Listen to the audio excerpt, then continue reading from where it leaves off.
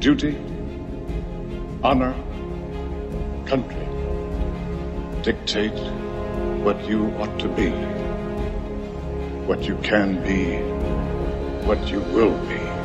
The destiny of man is not measured by material computations. When great forces are on the move in the world, we learn we're spirits, not animals. Now, we are the masters of our fate. Howdy, gents, and welcome to the very first Wolf and Iron podcast.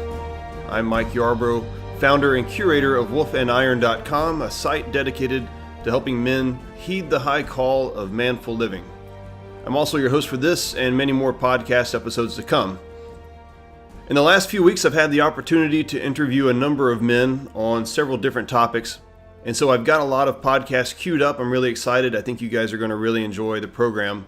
But I thought I would kick off this podcast, the very first one, with some of my backstory. I also wanted to talk about Wolf and Iron, where it came from, what the goal is, and also give you guys some encouragement. So without any further delay, let's get started. Cue the cool backstory music.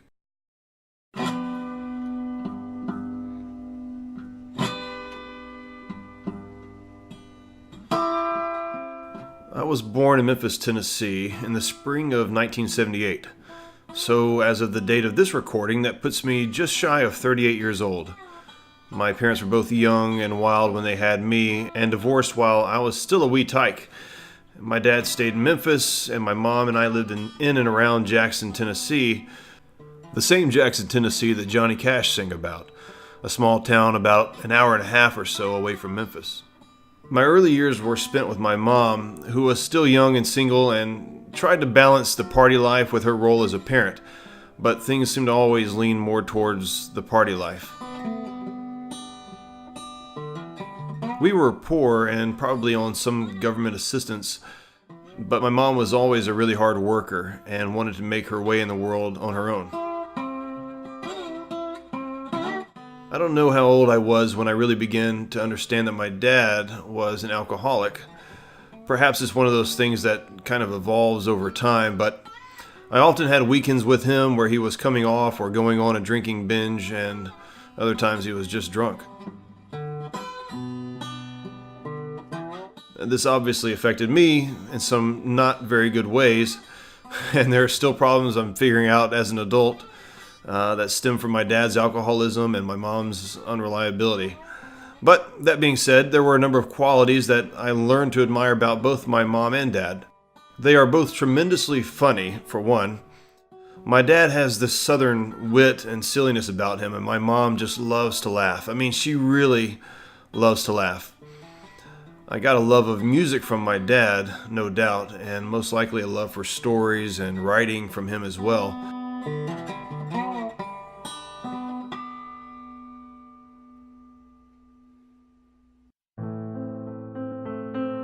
I remember being at my father's parents' house, so my grandparents, and watching my dad play guitar or piano, and it just brought so much emotion out of him. He played like no one else was around, probably because he was intoxicated, but either way, he played to his heart, and that scene still influences me to this day. There was such an openness and a realness and a genuineness about him that is something I want to emulate. I believe it draws people together, and I believe that it connects people when we see each other being how we really are and how we really feel.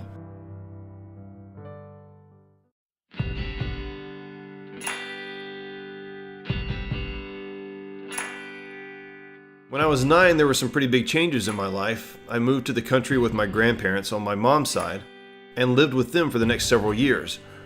In reality, the small town of Mercer and my grandparents had always been in my life, but it had now become official. So for the first time in my life, I had some stability. I started going to a Christian school, which I hated, but was probably good for me. It should be noted I didn't hate it because it was Christian, but because it was a school which had more restrictions than regular school did, so it just wasn't a good fit for me. We lived right on the banks of the Hatchie River, and I spent the formative years of my boyhood running around in the bottoms and making things in my granddaddy's shed. Both of my grandparents taught me lessons for which I am eternally grateful. But being that I didn't have a father around and I was a boy, my granddaddy was really the biggest influence over the eventual man that I would become. The lessons that he taught me are just too numerous to list here, and so will have to be explored in later articles or podcasts or perhaps a book down the road. Let's just say there was a lot of old school lessons being taught.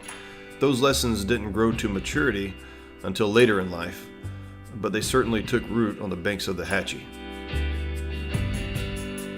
Once I hit 13, my love of country life had pretty much vanished. I wanted to be where the girls were and other teens, and so I moved back in with my mom and back to the city.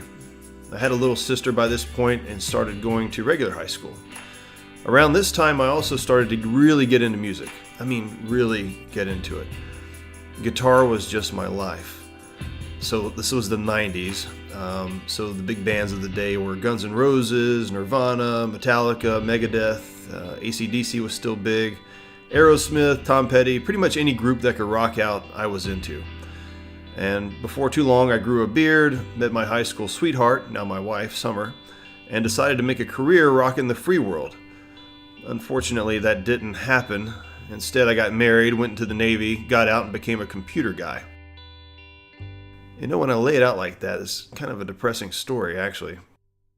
Anyhow, fast forward a bit, and I'm a young adult, and we start raising a family. And for the most part, I'm still an idiot at this point, but I've learned the value of hard work, and I'm committed to my family, so something to be said for that, right? Marriage had been hard since day one, so there was nothing really new there. We both had mommy and daddy issues that we brought into the relationship, and like a lot of couples, my wife was ahead of the maturity curve, and she was trying to read books and work on personal growth and development, and I was all like, hey, they're coming out with some movie called Lord of the Rings. Thankfully, I had some men come into my life that took the time to mentor me and sharpen me. Iron sharpens iron, right? And over the course of about 10 years, I began to take up a bit of manliness of my own. And those old lessons from my granddaddy began to find a home in how I was raising my boys and the kind of man I wanted to become. Don't get me wrong, I'm still a mess in a lot of ways, but most of the time I know there are areas that I need to work on, and if I can help a few other guys along the way, then that's just gravy. So, how did Wolf and Iron start? Well, after a period of time, I began to get a burden to help other men in the way that I had been helped. I found a few opportunities through church stuff, but wanted to do more. And one day after church, I believe, I was passing by some friends, and just as I was dropping eaves over their conversation, I heard one of them say the words, Wolf and Iron. And it just struck me.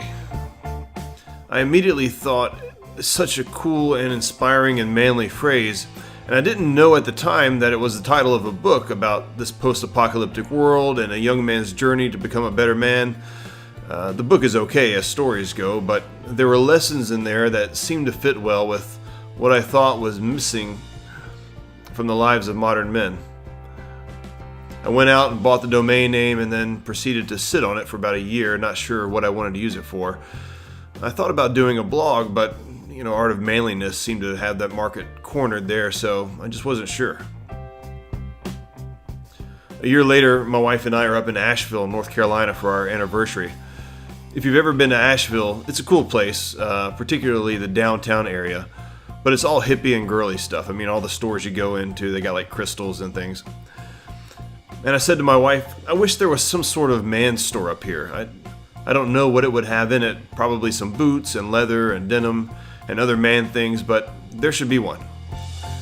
I'm always having ideas like this. The next day we came back and parked in a different section, and one of the first stores we came to had just opened up that week and was exactly what I had imagined. There's this giant American flag in the back, there's denim everywhere, Red Wing boots, some stylish clothes and beard oils and such, and it just sort of hit me. This whole manliness thing is still on the ground floor.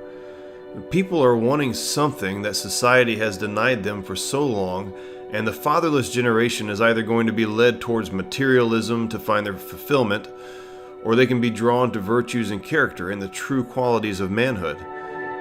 After that, the vision for Wolf and Iron started to take shape, and the rest is history. So I'm about 2.5 years into Wolf and Iron, and the need to reach out to men and hear them tell their story has become apparent. But because Wolf and Iron is still a side project, time is really the challenging factor for me. Taking some time during lunch to research or knock out an article was feasible, but finding the time to do podcast interviews and then mix it all down is just completely different. But where there's a will, there's a way, right?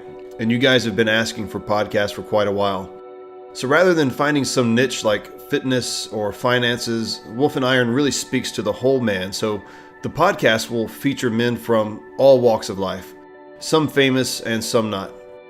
And the truth is, when we hear from other men, we're moved to change. It doesn't matter how successful they are, how much money they have. When they bring the truth, it's going to take hold and it's going to change people's lives. Here's another thing. I'm unapologetically Christian. If you've been following Wolf and Iron for a while, you'll know that some of the articles that I write definitely have a Christian bent. Sometimes I'll tackle some of the things that are going on in the Christian community. And I believe that if you're a man seeking to better yourself, at some point you're going to ask the big questions in life.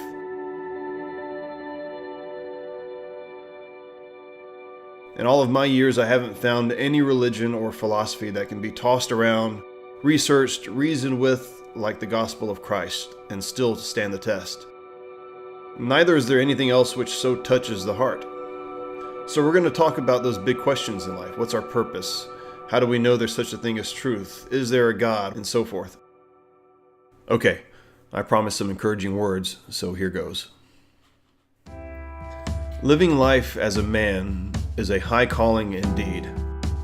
This is no easy task. It requires our hearts, our minds, and our strength to meet the challenge.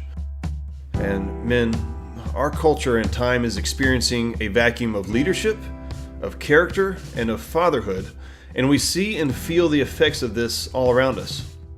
And perhaps the most frustrating thing about it is that few seem to really care.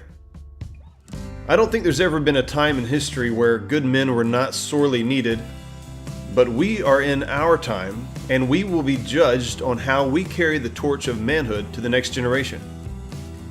Will our grandchildren know the value of hard work, the importance of respecting others and putting others first, how to treat a lady, the importance of keeping one's word, the value of a good name, how to change a flat, how to bait a hook, that there is a God and that they are deeply loved? Or will those lessons pass away in our pursuit of comfort and progress and what's considered socially acceptable to believe in? You see, I believe that the high calling of manful living is like a lighthouse on the shore. We're in some stormy weather right now, but many people are out on the sea wanting to come back home. They just need to see the light. They need to see other men living it out. The world needs you and I to be men who live above the standards of our day and have the conviction to continue doing so even when so few are willing. Men, I'm excited for what the future holds, and I'm proud to share this calling of manhood with each of you. Okay, that's pretty much it, except for a lot of stuff I left out for the sake of time. There is one more thing, though. Here's how you can help this mission of ours. Wolf and Iron needs to grow, and that primarily comes through you and your efforts. I can create some pretty manly content, but you guys sharing it is what really gets the word out. Be sure to comment and like wherever you can. It seems like a small thing, we comment and like on stuff all throughout the day, but trust me, to any business owner and startup, it's absolutely huge. You and I are constantly being sold to, and that's probably not going to change anytime soon, but with Wolf and Iron and other manly sites, we have an opportunity to shape the conversation and put virtues and character and classic skills back on the forefront of people's minds. Your participation is absolutely key. Thanks in advance. Until we talk again, keep your powder dry, and may a fair wind be always in your sails.